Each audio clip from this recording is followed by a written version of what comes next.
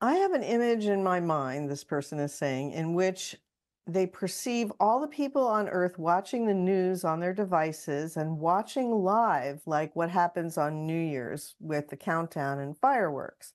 I see the governments of Earth declare that they have opened their borders and burned their weapons. Every time I get that image, I get excited. I want to know if that image will happen on Earth, and if so, will it happen before we join the Interstellar Alliance or after? Is that something that has already happened in another version of Earth? It is something that exists in many other versions of Earth, and you have to decide exactly whether or not you are navigating in that direction. There is a high probability that many of you are. The idea of such a thing would happen after open contact, but it would have to happen before you are officially joined to the Interstellar Alliance. So in between the idea of contact and the idea of actually joining the Interstellar Alliance is where something like that would most likely fall. Okay. Now, this person is asking about the formula. And they say they live by the formula, but they can't seem to make it work. Then they I don't was live by the raised, formula. excuse me? Then they do not live by the formula. Right. Um, they're saying that I was raised with beliefs like work before play, you have to earn your fun, life is hard, you can have too much of a good thing. I find it incredibly difficult to find and change the belief systems behind these. How can I learn to feel joy and passion and be sure that I am living the formula as a self-organizing principle? Well, again, you have to actually live the formula, which you're not doing, because you're not allowing yourself to redefine some of those belief systems in certain ways that serve you. For example, when you talk about the idea that you have to earn the ability to be happy, you do not have to do that. You have to understand that joy is a natural state that belongs in your spirit, that is an expression of spiritual existence. You have to understand that the definitions you have are not working for you. You have to understand there are other definitions that would work for you and be more in alignment with the idea of what the formula is telling you, of what the formula is saying and how it works. So you have to match the definitions you have with the way that the formula has been described to you as working for you to your advantage.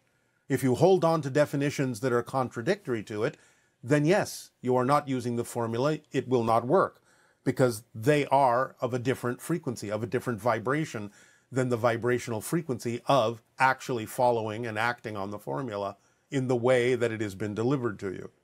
So examine these definitions in a way that allows you to reinvent them, to understand that you don't have to hold on to them in the way that you have vocalized them. The idea is that, yes, of course, there will be challenges, but challenges are fun. Yes, of course, you have to take physical action, but that does not have to be a struggle. It does not have to feel like, quote unquote, work in the negative sense. Of course, you are physical and will have to do things physically. But when you are going with the flow, when you are being your true self, then all the definitions that you are now saying that don't work for you can be rearranged and reinvented to understand how they can work for you, such as what I just delivered to you, what I just suggested. That work does not have to feel like a struggle, does not have to feel like an effort. There are certain kinds of tensions and pressures that are positive and creative. Again, you have to allow yourself to feel it that way. Because when you are being creative, when you are being yourself, again, of course, you will have challenges because challenges help you grow, help your soul grow, help your spirit grow. So the idea is that there will be a kind of pressure, a creative pressure there. But the pressure that you experience in a positive sense is not the same kind of pressure that you experience in a negative sense. The pressure you experience in a positive sense is a kind of energy momentum that encourages and urges you to move forward, to take action, to be yourself, to be centered, to be true to who you are. The kind of pressure that you experience in the negative sense is the kind that allows you to feel overwhelmed, that you're not doing enough, that things aren't good enough. The idea that you can have too much of a good thing is what sets up the negative pressure. Now, we understand that some of these phrases that exist on your planet are done to make sure that you don't become egotistical about it. That's really the reason that some of them exist, so that you can always have a check and balance system in case you are worried that you will become too egotistical, too out of integrity, too out of alignment. That's the only reason they exist.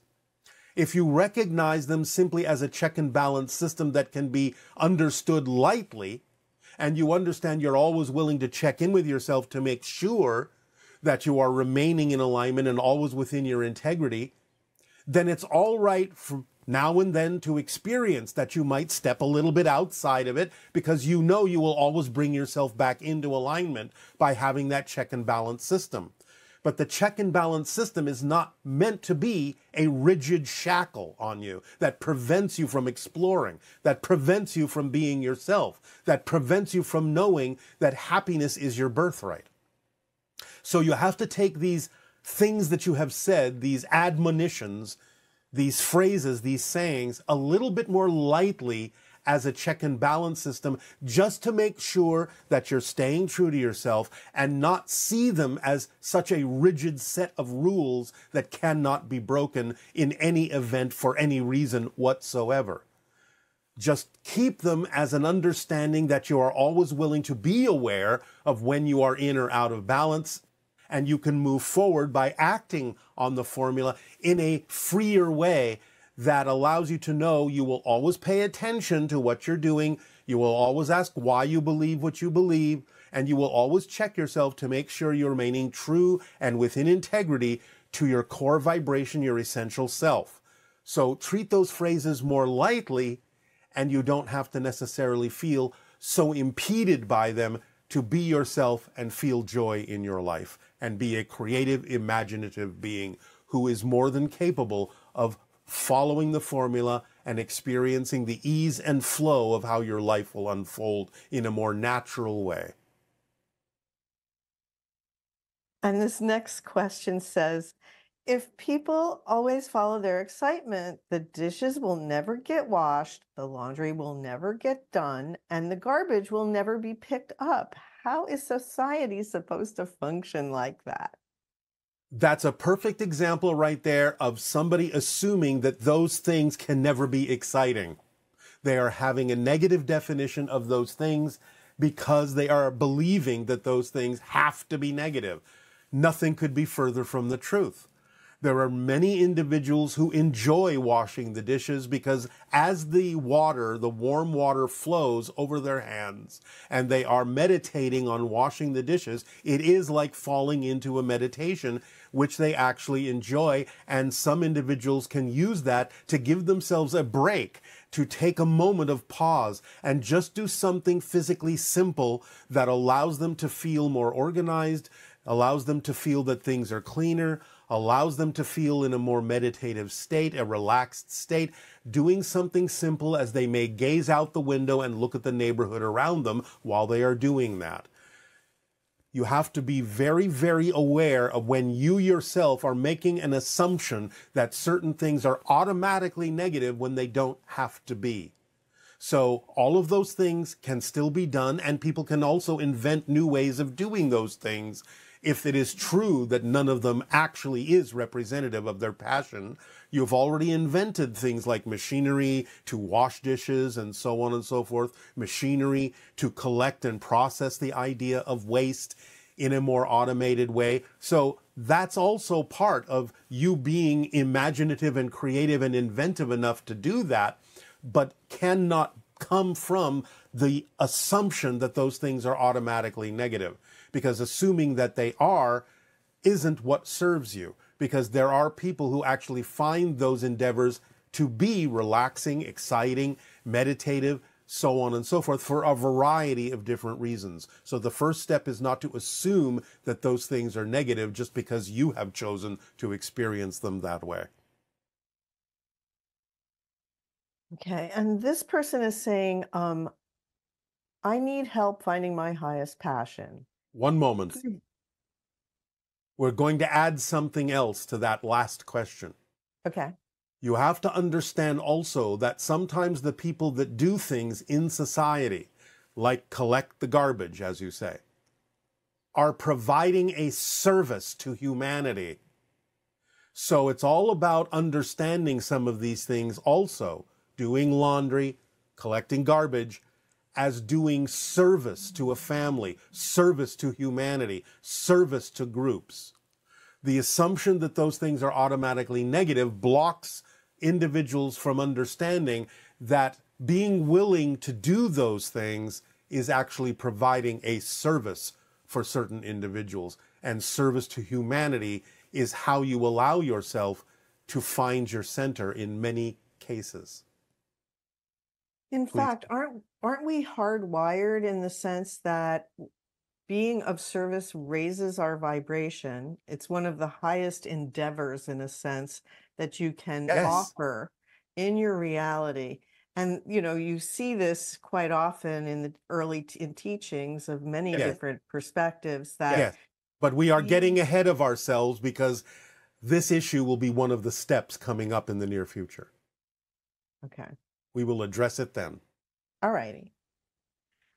So this person is having trouble finding their highest passion, and people seem to progress in life, getting married, having kids, buying houses, buying cars, following their interests and traveling.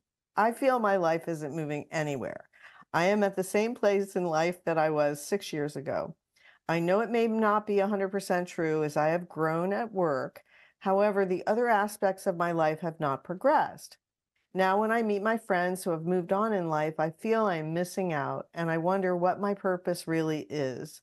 I feel low at times, wondering if my spiritual practices are helping at all. That is this individual's experience right now. Yes. Well, there's two things that we can address about this immediately. Number one is what we have always said, is that the idea of your passion doesn't have to be big things, so to speak. Doesn't have to be a career, doesn't have to be a large-scale project. At any given moment, you have a number of options available to you that are everyday things. Just always choose the one first that has more exciting, more attractiveness to it, more curiosity to it than any other choice, and do that first. And continue to do that as you unfold. Sometimes things will come along that will synchronistically be opportunities to do bigger things, bigger versions of acting on your excitement, but it isn't necessary that that happens.